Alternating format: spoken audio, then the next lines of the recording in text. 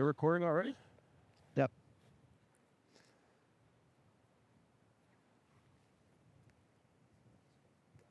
Ready?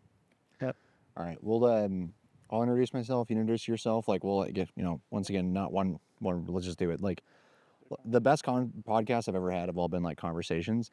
For example, Joe Rogan, he has conversations. Like, yeah, he does a little bit of interview, but it's a conversation, and so I think it's kind of the coolest way. Cameras aren't even, yeah. Yeah. We had some really good conversations, even last night. And I really got to find a good way to. Sure. Yeah, because like, I don't know how to really introduce myself outside of like I make people a ton of money, just online with paid ads. Into what? All right. Hi, my name's Ocean Gross, and I make people a ton of money online with paid ads. My name is Kristen Amatic. I make a bunch of money for people with their personal brands. Heck yeah, I like that. This is one of the conversations I've been most excited for, because throughout the past couple of days, you and I have been having really good conversations, and it's funny because even if we never met, like even if we didn't know each other, we still know so many of the same people. And one of the coolest things about personal branding and being in that niche online is the industry is so small. And if you want to talk or know about any entrepreneur, find the person who's doing their video, and you can have like a secret door into like their life and kind of get to know them, because a good producer is like the secret weapon that no one talks about. And I think it's one of the coolest things ever. Well, that's actually how, with even like Pace Morby and Ryan Pineda, that was literally my thing. I was like, Pace Morby's great, Ryan Pineda's great, Alex Hormozi's great, but who are the guys behind the camera, right? Because those are the guys that are really making it happen. So like when I first started, even Alex Hormozi, right? Like I was like, shit, like fucking Alex is killing it. Who's this content guy? I think it was like, I was watching YouTube videos every day, and I'm like, one day he's gonna like not, say something, whatever. And I think it was a video where Alex was like, yeah, we got Caleb Ralston, behind the camera, or whatever. And I was like, Caleb Ralston, who's that? Or then, DM'd him, ended up paying him like $800 for like an hour call. I learned so much. Ended up having dinner, all this stuff afterwards. But, it was just literally that, like finding the people behind the camera. And again, it's such a small niche that if all you have to do is really look for them, you'll find it. Yeah. So I guess for you, who are some cool people that you met, that changed your lives, in the video space or in the business space? Who were some of those people? What do you think would be here? Or I guess people that you look up to, like those people that you look up to. Because again, I see you, I generally see you as like the 1% of the 1%. Again, your IQ is very high. You know a lot of stuff. You know a lot of business stuff. A lot of terminology that I don't even know. So we're like, when I look at you, I'm like, fuck, like I see you at such a high level. Who do you look at, at a high level that you look up to? I'm very curious on that. I appreciate it. I don't know if I'm that cool, and I'll try to live up to your expectations. But there's I think it's less of the people who I look up to and more the way that they build their businesses and the industries that they go after. Especially when it comes to personal branding, a lot of people have a vested interest to sell you something, which is fine. It is their job to make their money, and that is their role. But they forget that you should be doing what they're doing, not necessarily what they're saying.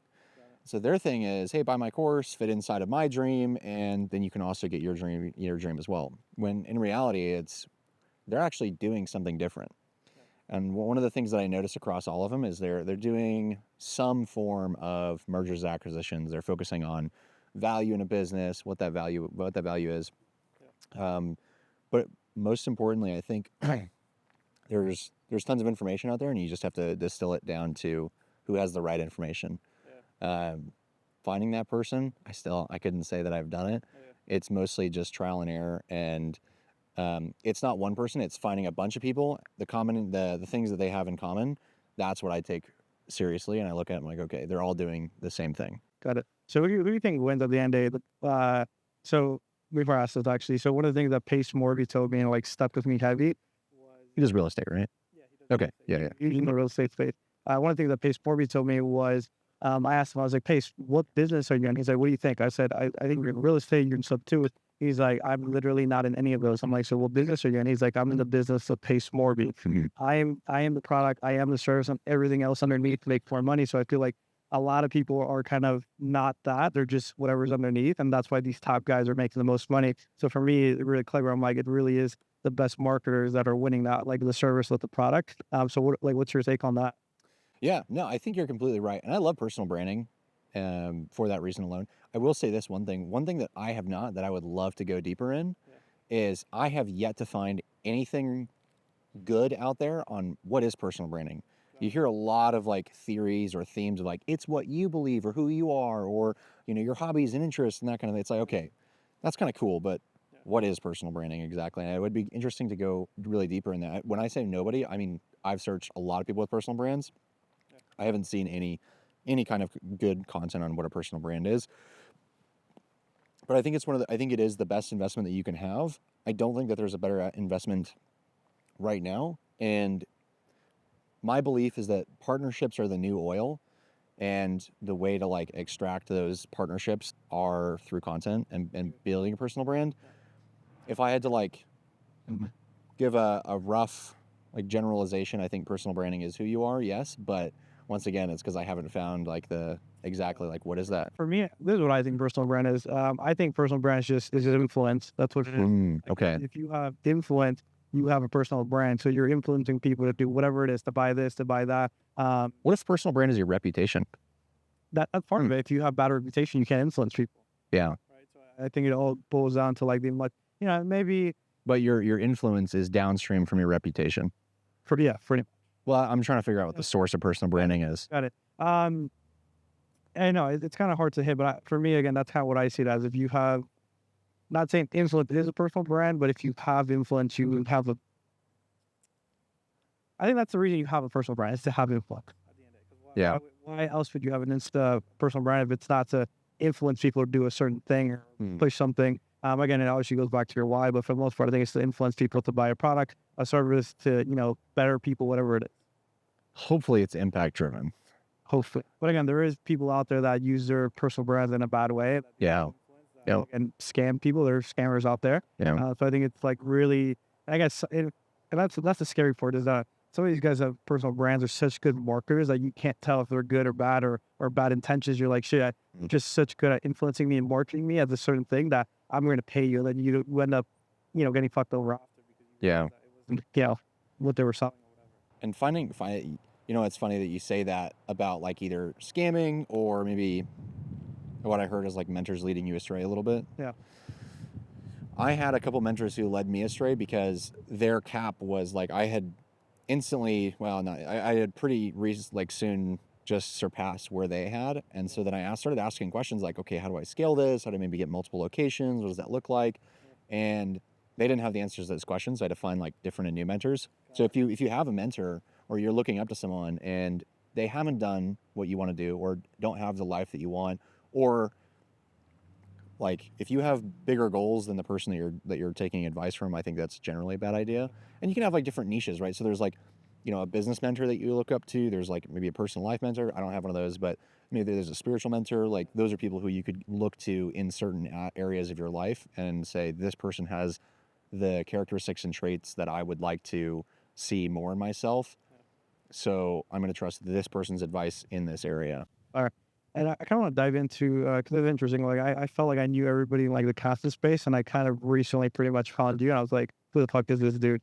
So I pretty much don't know much about your story and the type of agency you fill. So I guess if you're cool with like just kind of going into like why, how you started, why, how did it look like, all that stuff, kind of the process of everything. And obviously I know you sold it for $2 million, I believe what it was. Like you sold your agency, or I don't know if you can talk about it, but I know you sold the agency. Yeah. So I guess from the beginning, like I guess tell me how you started. That is a great question. I knew I wanted a family, and I didn't always want a family. When I was younger, I was like, I don't really want a family. And then I grew up a little bit, and I was like, okay, actually, I want a family. And I wanted 10 kids. I kind of settled on that number, and then I realized for that I needed to be either a doctor, lawyer, or engineer. Didn't even know about like entrepreneurship at all, but those were the three things that I knew that you could make enough money to have a larger family.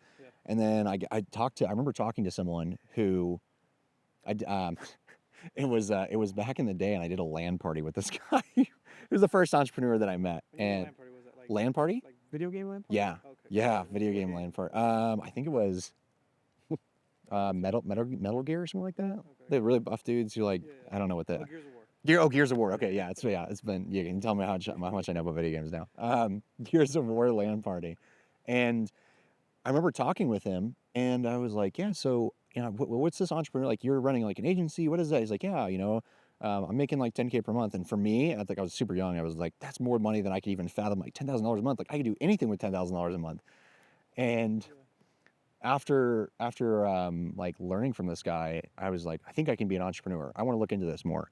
Started getting into it, bought a couple agency courses. I was a failed agency owner. That's like self-proclaimed. Like I tried an agency and I just honestly didn't know how to run Facebook ads. So I got clients, didn't know how to fulfill on them, had to send some refunds because like, I'm sorry, like I didn't know how to do this thing. And then I had a mentor at the time, another one, who actually I still know to this day. And I talked with him and he said, you should consider picking up a camera and doing video. Which I thought was a very interesting thing to say. But he was right, and he ended up being right.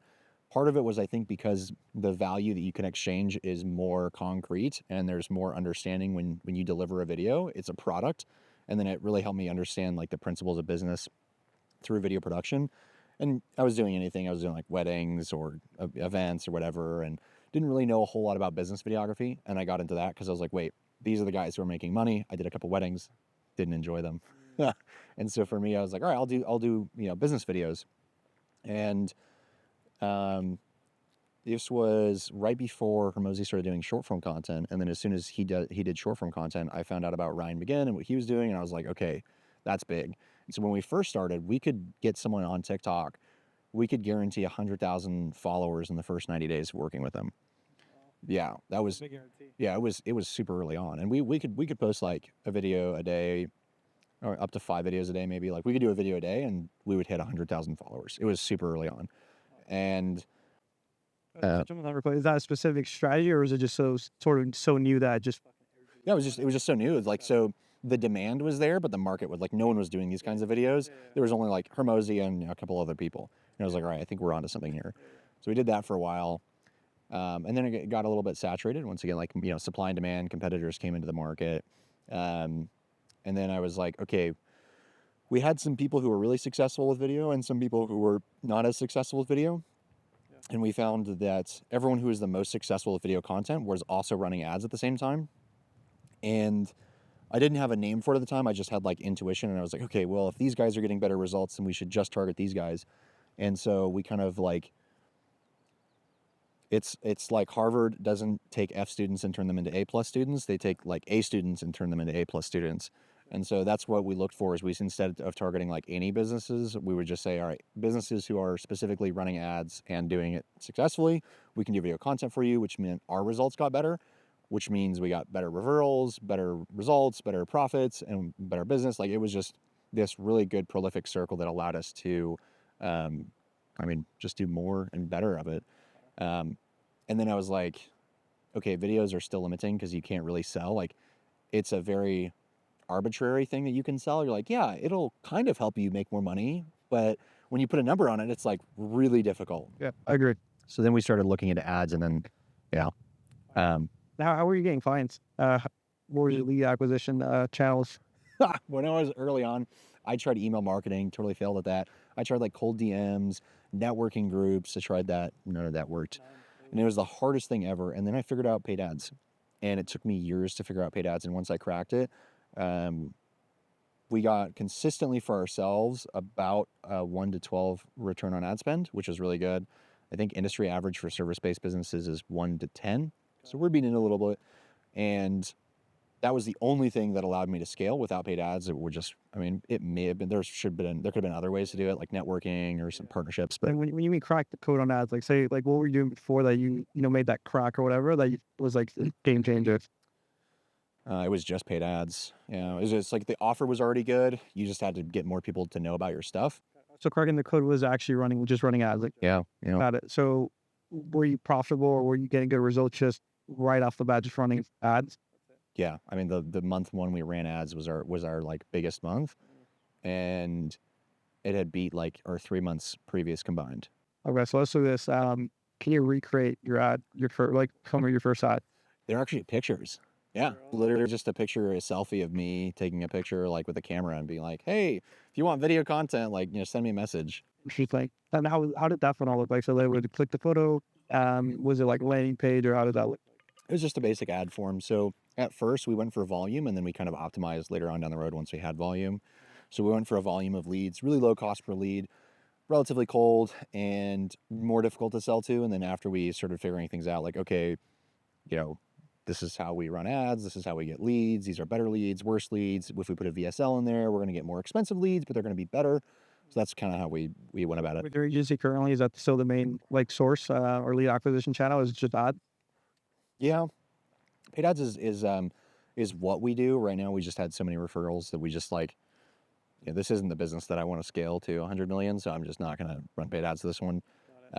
Yeah, if I did need some, actually, I still run paid ads every once in a while. Like we do mastermind events, and I'll run paid ads for those, and those are like the referrals we'll get is good enough. Like I would rather actually do a referral program because if I have to pay, $500 to acquire a customer for like a ticket sale in an event, I'd actually rather just pay that $500 to like a friend and make him money rather than paying Facebook more money.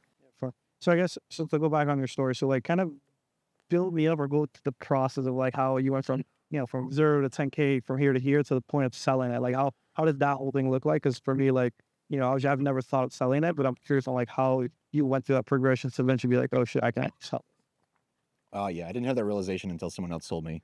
Yeah, I didn't even know it was a thing, and someone was like, "Oh yeah, you can do that." I was like, "Oh, I didn't know that." But I wouldn't even like selling really shouldn't be on your radar if you're under like 100, 100K per month. It shouldn't even like, don't even worry about it. You just don't worry about it. If you're at 400K per month, yeah, you can think about selling. You have the ability to look into it and you can structure things. But to be fair, it's not necessarily like, I think SMMA is actually a really bad industry to scale or try to grow a business. And I know guys who are making hundreds of millions of dollars and they have like no clue. Like I love them, by the way, they're great, but they don't know what they're doing. And they're self-admitted. They're like, honestly, we just kind of got lucky and we're making all this money. So like, all right, cool. I want some of that luck. Can I get some of that? So yeah, So if you had to start all over instead of going to the agency space, what would you? home services. Yeah.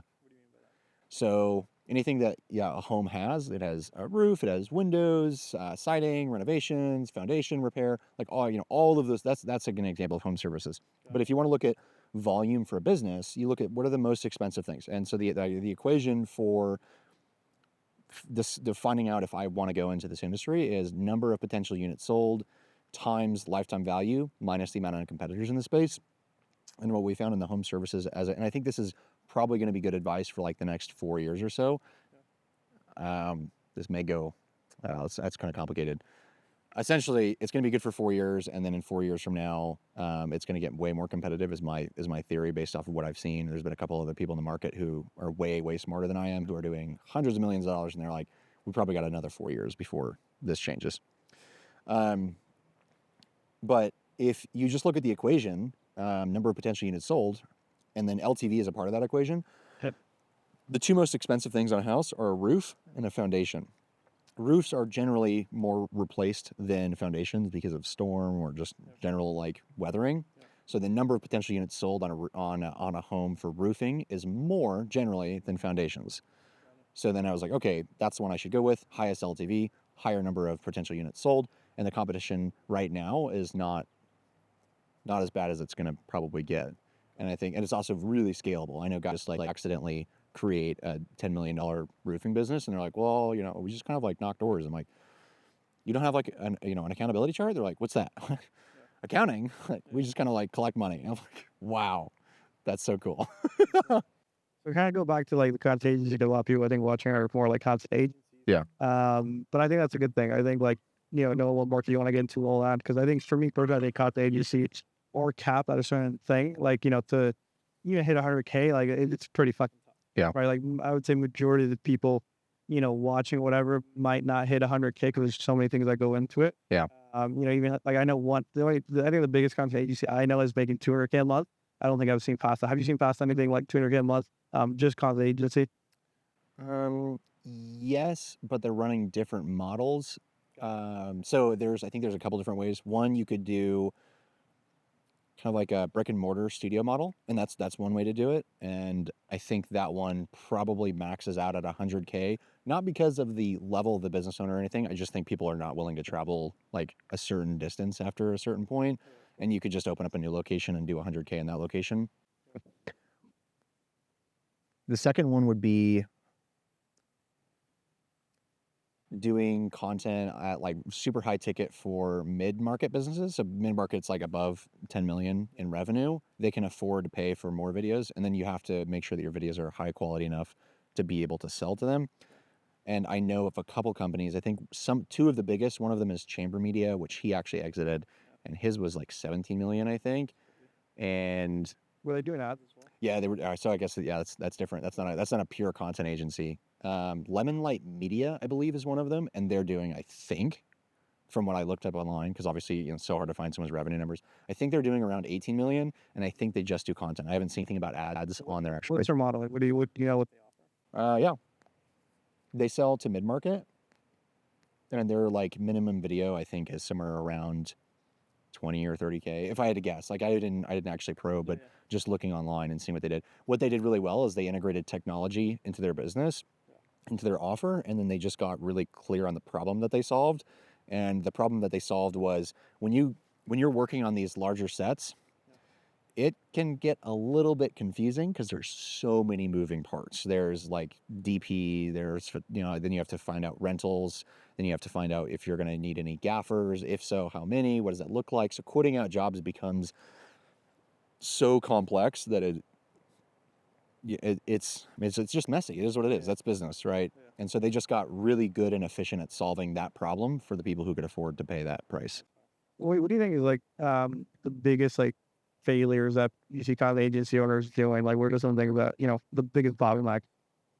Not understanding what they're selling. Most people are going to say like, oh, it's like leads. But if you don't know your offer, then it doesn't matter if you have leads or not because you don't know what to sell them. All that business is solving problems, and videos solve that problem. So just get clear on the problem that you're solving, and you'll be able to sell a crap out of it. So do you think business is simple? Because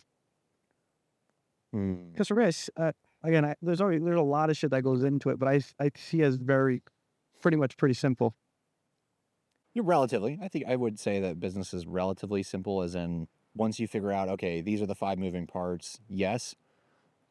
After that, then it's infinitely more complex because then you have market conditions, you have competitors, you have there's a lot. Okay, I guess it's simple to a certain point. Yeah. Once you reach certain limits, like it starts to get a lot more complicated. Yeah. Definitely. I don't know if anything questions planned. You go ahead. Oh yeah. Let's. So you're talking about I think that one of the models that you have is really cool. You have a studio model that you're running in Miami. Yeah. Which is really populated. It's a good city. You have a lot of people who are, number of potentially even sold pretty high. Right. And then your offer is really clear because you have the studio setup and all the equipment, which most people can't afford or don't want to do, but they want that level of quality. And so then their job, they're like, what the problem that you solve is they don't have that, you do, and it's already set up. And so then they just come to you. I think that's a fantastic model and offer. That one is very paid ads and scalable friendly. And not all businesses scale equally, which is the tough part. So I think that you have a model. Like, can you talk about that a little bit? Yeah, for the most part, like having studios is definitely a game changer. I think so when I initially got it was strictly just to facilitate our own cost agency client. The thing is, it made it so much more efficient to have a studio because again, the time that it takes and I'm pretty sure this goes into some sort of equation, but like the time it takes to drive to them, pack, unload everything, pack it up. And you're not getting paid for that either. Exactly, right? So I think that goes into it, right? So the less you can kind of minimize that, the more, money you can make, and you can spend your time doing other things. So that's where it hit me. I was like, wait, why don't I just get a studio, facilitate these clients? And then I would say that was probably a game changer. When I look at the studio too, is that when you put it in your offer, when you include it in your offer, and you're like, hey, what am I getting? You're getting this, and that. Oh, also, I'm giving you access to my studio. Yeah. So it kind of makes it feel like a more high level kind of thing. They feel more like celebrity that I can come into the studio, all that. So that's like another X factor to it. That was like really beneficial. A lot of people literally, when I gave them the studio, they say like, yeah, I want to do this. Hormozi's value equation, I think it plays to that really well because you're like the perceived likelihood of achievement goes up. Your essentially your social proof goes up because you're like, well, I have a studio. Yeah. And honestly, you can find, I think, a studio. It depends on, obviously, every area is different. But I think you could find a usable studio for starting at $500 a month. I've seen some studios go for like $10,000 a month that are not even very big. They're just in like a really good area. But it's much more accessible than people think it is. Yeah, But also, you don't say yes to everything. I mean, yeah, of course, you'll do other shoots outside of the studio, but you get really clear and say like, listen, we just do this one thing really well, instead of saying yes to every single person's whim. and you know what's crazy too, with the studio, I think, you talked about it, like perceived values, it's fucking it's rough. Yeah. Because even for me, and I think it goes down to even like the little things. So before I had the studio, I was living in my dad's house, and even in my room, like I made the backdrop look super dope. I had the logo of the company, like all this stuff, and I had this one lady, who literally like talked like 3, 4 other content agencies, but when she hopped on mine, like I had my Sony camera as the webcam, so it's like shit. If his webcam and his layout when I hop on sales call is like on point, what is he gonna do for me? Right. So I think that's another thing where I'm like super key on. Like I don't know why. Like I just love having like branding of my company, like just making everything look nice, because of that perceived value. Right. So I think that's a lot of the things I was closing initially was, again, the Zoom calls look great, you know, everything was, the quality was amazing. And also the studio. So I think now as well at the studio when I do my calls, I have, you know, I'm on the top floor, you see the studio behind me. So I'm like, yeah, you get to actually the studio's right behind me. And they're like, oh shit, that's the studio, whatever. So I think perceived value is another kind of key thing that most people don't talk about. So I guess for you, when it comes to like perceived value, do you think a lot of people do those little things like, you know, like things like that I'm doing? Do you think a lot of people do those things, or they just kind of wing everything, or not really care about their perceived value? I don't even think it's that they don't care. I think that it might be that they don't know. They don't know what they don't know. And Got it. like, I didn't know that having a really good webcam helped. And then I started doing like sales very often and frequently. And then all of a sudden I started like split testing, and I was like, oh, if I use this camera, the perceived value goes up. If I have a video in my Zoom waiting room before people hop on, it's like, that's really cool. Like, just, we have a testimonial reel in our waiting room, and people are like, that's so cool. Like I didn't hear you when you talked about it, but they were talking about it. So basically, to get it right, you basically have a testimonial video in the waiting room before they hop on the sales spot. It's a sizzle reel. So we got like 10, 20, 30, I don't know. We have like a lot of testimonial videos stacked back to back, and it's just like the highlight reel of it. And so they're just sitting like 2 minutes. Usually what I'll do is I respect people's time a lot, but usually I'll let them sit in there for like a minute, and I'll just let them watch the video. Yeah. And can you see them in the waiting room while they're Yeah. watching it? Yeah. Where did you get that idea from? Yeah, actually, I was on a call with Zoom Info, which I don't suggest anyone buys because they're really expensive, but it's a good product. It's a good product. Got it. And in the waiting room for one of the sales reps, they had like this waiting room video, and I was like, oh, that's so cool. I didn't know that was a thing. So, yeah. Yeah. You're on a studio, or planning on doing anything with a studio? I would love to buy a studio. I haven't found a suitable space yet. That's the we've been looking at commercial spaces in the area, but we just haven't found anything that. Well, we probably wouldn't buy it outright at first because that's like commercial is really relatively right now. It's a bit risky, and then that's also like a marriage, not just like a dating thing. If you just kind of, if you rent, it's like, all right, I can kind of drop this whenever. Whereas you buy, you're like you're committed to that. I guess for your studio, is it going to be kind of similar to what I'm doing, where you're going to rent it out and to facilitate your clients, or how are you going to run that? Probably. I might do both. Yeah. I think it really depends on once again, it goes back to like measuring your numbers. If my studio utilization rate for our own product is like 90% or really high, then it doesn't make sense for me to, unless of course it makes more money, in which case, like, yeah, I'll rent it out to other people. But as an example, I know a studio space that they're very particular about their studio utilization rate, and they almost have like 100% utilization rate in their studio. Like the studio's full when it's open, it's full, period, because they're just really good at paid ads and sales and scheduling things. They have their numbers dialed in. They're doing large volume. They have multiple locations, and not everyone can do that. And I think that once you get dialed in, then it's like, then for them, it actually doesn't make any sense to rent it out, because like we're already making so much money just by doing everything ourselves. Now, like, yeah, if your model is renting it out, I know guys who make tons of money just by renting it out. That's a model too. I'm curious. So again, not to your own, but again, I do see you as like a very high level individual, and you're very knowledgeable on a lot of these things. What is something that you're still trying to figure out, and you haven't cracked the code yet on that, or you're trying to dial What opportunity is worth pursuing? And part of the reason I haven't done it yet, one of the questions that I had last year, I was asking myself, like, why am I doing what I'm doing? Like, why am I doing this? And I couldn't answer that until I started asking other people who have built and sold multiple $100 million businesses, and I was asking them, like, what did you do? Why did you do it? What are you doing next? And then I started seeing some commonalities. So that was like, I was just trying to figure out my why, and I couldn't move forward until I figured out my why. And then I figured out like my why of I want to have a really big impact. And then it came into like, what am I going to do and how am I going to be able to do that? The what was what opportunity vehicles I'm going to pursue. And I actually paid thousands of dollars to a business owner we all know. And I asked him like one question. That was it. Like I spent a bunch of time, days in travel, and I literally got there and I was like, I actually am only here for one question. That's it. And I had like, 10 minutes with, that's it. And I was like, great, I got my question answered. Thank you. That was it. So what And it was my question was not to blue ball people. Like my question was, how do you find an opportunity vehicle worth pursuing? what do you think? And he said number of potential units sold times LTV minus competitors. So curious, where do you see yourself 5 years from now, and how are you going to achieve that goal? Like, what's your goals 5 years from now? How are you going to achieve that? I think 100 million in total revenue is very realistic. And how I'm going to do that is I'll probably have investors. I've been very careful not to take on certain investors. And I'll say it like this. When you're starting a business, investors is probably not even crossing your mind. Doesn't make any sense. But when you look at the way that bigger businesses are built, they're just built a little bit differently. Most of them are built with investors. And the difficulty of investors is if you take on their money, even if your business is failing, you can't just dip out of that opportunity vehicle. You have to ride it out all the way to the end.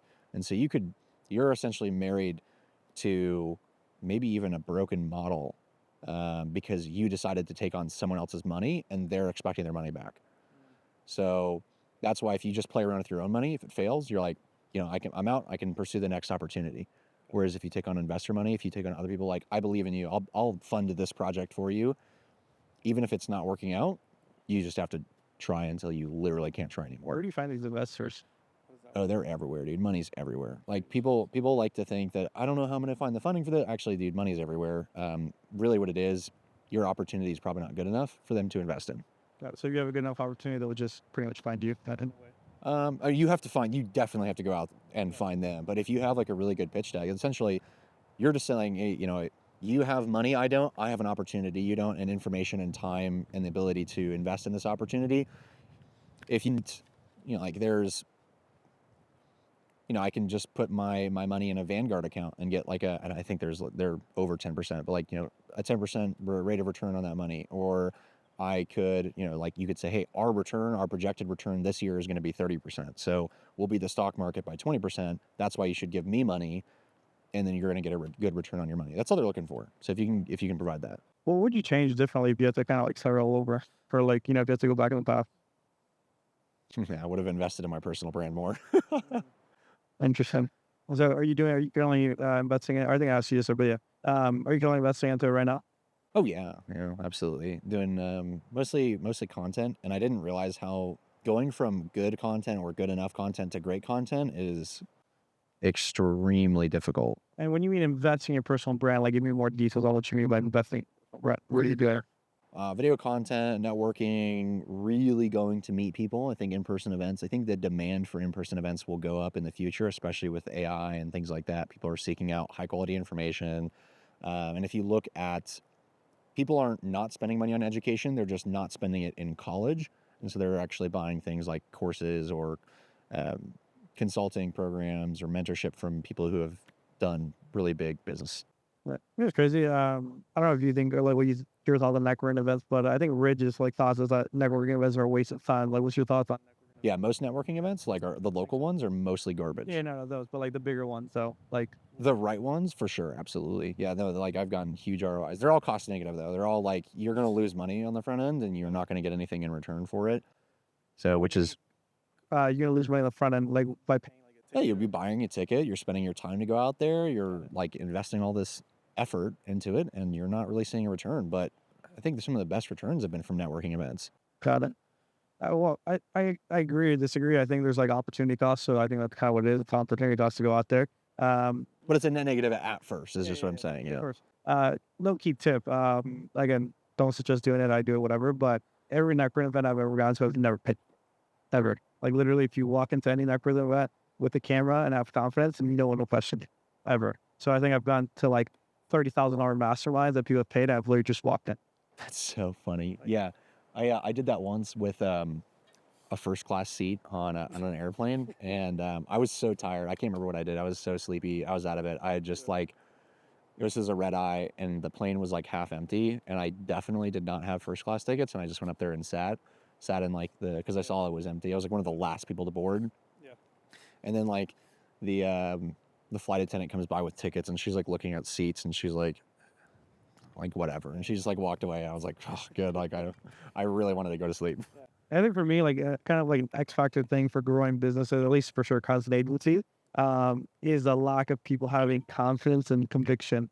Like that's why, at least for me, any sales call that was in, anyone I was in a next event, and just anybody that was in my atmosphere was paying me money, Yeah. right? Because I just had such conviction, even if it was, in the beginning, I didn't had no idea what the fuck I was selling, but same thing, I had so much confidence. So I guess in terms of like confidence, conviction, how does that play a role in like your business? Just do right by people. I think that I pretty much everything that I've done in business, like other people have paid me to learn, for me to learn, for me to get those skills. When I sold my first video content package, I did not know what I was doing, but they paid me and I delivered. Like as soon as they paid me, I'm like, time to figure it out. Like, we sold it. Now we got to do it.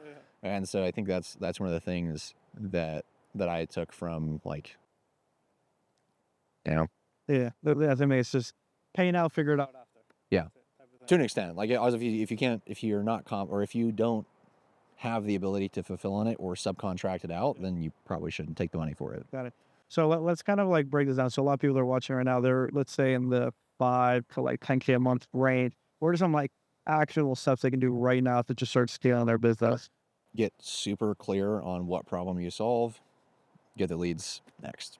Got it. And in terms of leads, you would recommend just paid ads the best way. Paid ads is the best way, but you have to have a good offer first. And I think the problem that most people don't know that I think that it's like you can have as the gym example, you can have a small studio gym, like group classes gym, or you can have like a Pilates class or a yoga studio. They're essentially the same model, but they're completely different mindsets, Yeah. right? So for me, I think the two models as like a content creator, the two models would be the studio model, and I would really, really, really encourage the studio model. If you're at like 5 to 10K per month, just get a studio, and now you have now your offer is come to my studio. You can save money because you're not traveling all over the place, which means that you have more slots to work on editing. And if you're at 10K per month, you should not be editing your content. You're actually losing money by editing your content. You should be sending it overseas. So we'd say you're the first hire if you're at 10K a month to be an editor. It would be an editor, yeah, because it's like the biggest chunk of your time is probably fulfillment. Got it. So okay, so cool. They're at 10K a month. Yeah, they get a studio, they get an editor. What after that?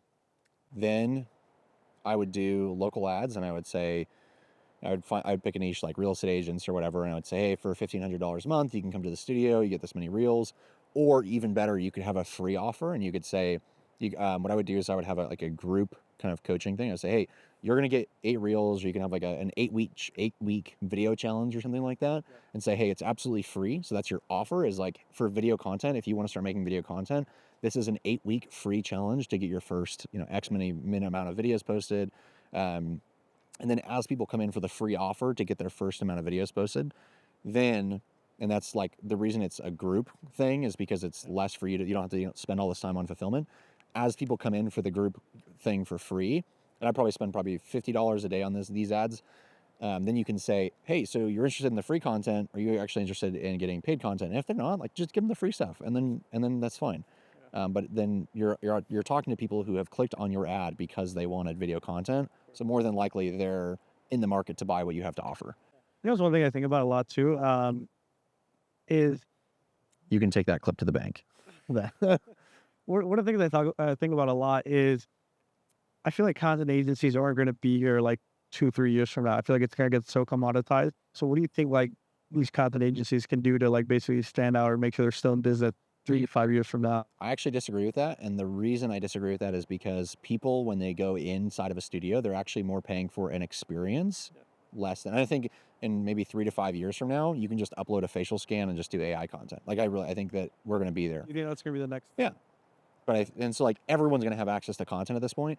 But if you do in-person content and it's like real human stuff, the person coming in is going to get the experience of content.